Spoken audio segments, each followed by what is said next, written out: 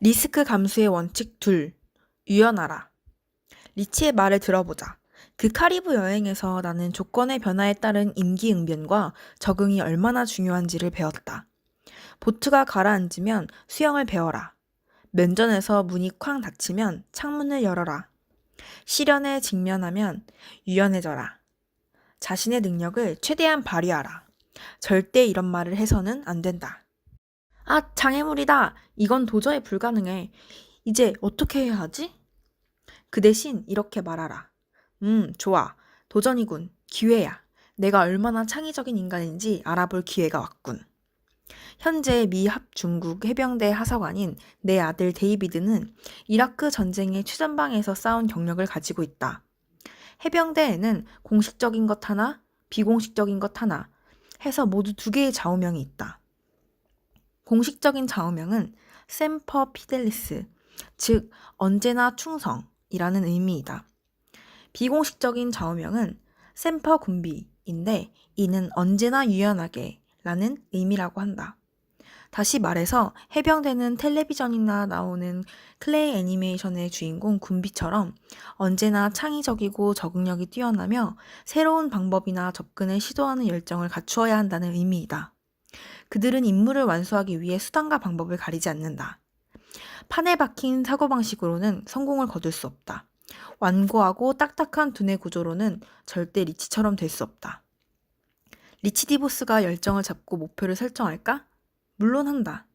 그는 그러한 일정과 목표의 노예일까? 절대 아니다.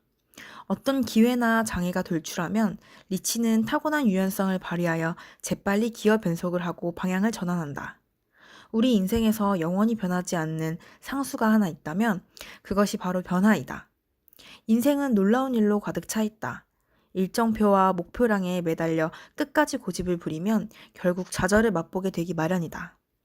그러나 언제나 변화에 대한 마음의 문을 열어놓고 갑작스러운 돌발 사태가 발생해도 이성을 잃지 않는다면 길에 무엇이 나타나도 적응하고 대응할 수 있다.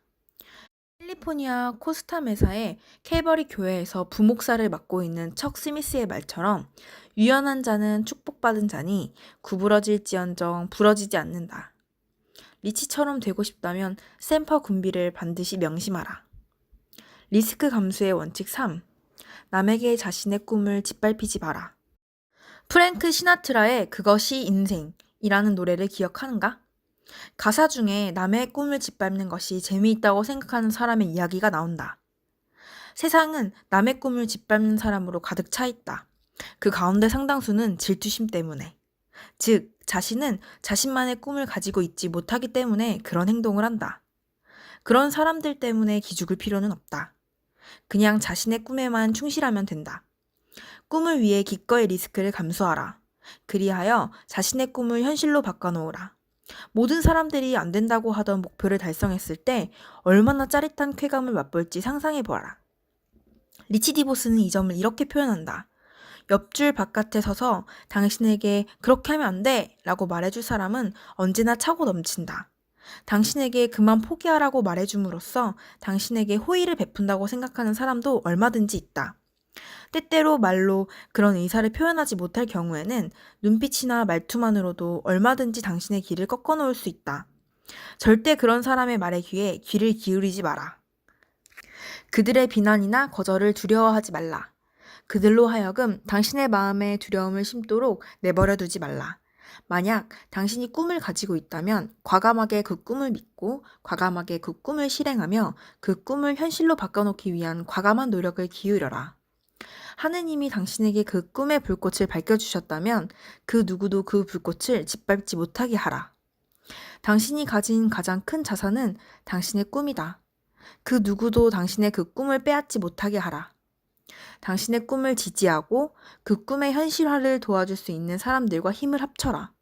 당신의 꿈이 무엇이건 간에 반드시 그 꿈을 이룰 수 있다는 믿음을 가져라. 리스크 감수의 원칙 4. 나는 할 수 있다고 생각해라. 헨리 포드가 이런 말을 한 적이 있다. 할 수 있다고 생각하면 그것은 옳은 생각이다. 할 수 없다고 생각하면 그것 역시 옳은 생각이 된다. 베스트셀러 저술가인 하비 웨케이는 그 점을 이렇게 표현한다. 낙관론자는 옳다. 비관론자도 옳다. 어느 쪽을 선택할지는 전적으로 자신에게 달려있다. 리스크를 받아들일 때 자신이 할 수 있다는 낙관적인 태도로 무장되어 있는지를 확인해야 한다. 낙관론자는 성공적인 결과에 이를 수 있는 자신감과 열정과 에너지를 가지고 있다. 비관론자는 시작도 해보기 전에 이미 진 것과 다름없다. 그들은 아마 안 될 거야. 내가 너무 무리한 목표를 세웠어. 틀림없이 실패할 거야. 라는 태도로 리스크를 대하기 때문이다. 자신의 사고에 스스로 족쇄를 채운 상태에 서서 모험을 시작한다면 투 스트라이크 먹은 상태로 타석에 들어서는 타자와 다를 바 없다. 이번에는 무시무시한 강속구가 곧장 그의 머리를 향해 날아들 것이다. 그러니 처음부터 할 수 있다는 태도로 시작하라. 할 수 있다가 지능지수보다 훨씬 더 중요하다. 할 수 있다는 꿈을 현실로 바꿔놓는 것이 최선의 무기이다. 리치 디보스는 이렇게 회고한다. 내 아버지는 항상 나에게 각 개인의 노력과 욕구가 갖는 무한한 잠재력을 믿으라고 가르치셨다. 어렸을 때 내가 못해요 라는 말을 할 때마다 아버지는 내 곁에 와서 세상에 그런 단어가 없다고 말씀하셨다. 정말 맞는 말이었다. 생각해보라. 못해요 라는 말을 도대체 어느 짝에 써먹을 때가 있겠는가? 아무데도 없다. 못해요는 스스로 자신의 패배를 인정하는 말이다. 반대로 할 수 있다에는 무한한 자신감과 힘이 실려있지 않은가? 리스크 감수 원칙 5. 실패의 교훈을 배워라. 리스크를 떠안을 때는 실패의 가능성이 아주 크다는 사실을 인정하지 않으면 안 된다. 사실 리스크를 떠안는 삶을 살아간다면 반드시 실패를 경험할 수밖에 없다. 그러나 그 실패는 결코 궁극적인 실패가 아니다. 실패의 교훈을 터득하기만 한다면 말이다. 잠언 24장 16절에 의하면 의로운 사람은 7번 넘어져도 다시 일어난다고 했다. 그것은 곧 리치 디보스의 이야기를 한마디로 농축시킨 것이기도 하다. 비록 그는 그 누구보다도 성공적인 인생을 살아온 사람 가운데 하나이지만 동시에 그는 실패의 쓴맛이 어떠한지 누구보다 잘 아는 사람이기도 하다.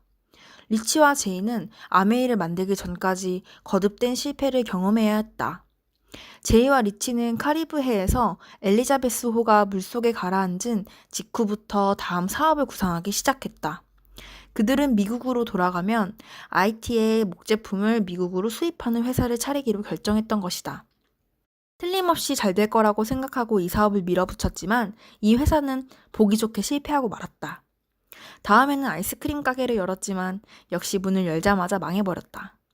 그 다음에는 흔들 목마를 만드는 회사를 차렸지만 역시 실패했다.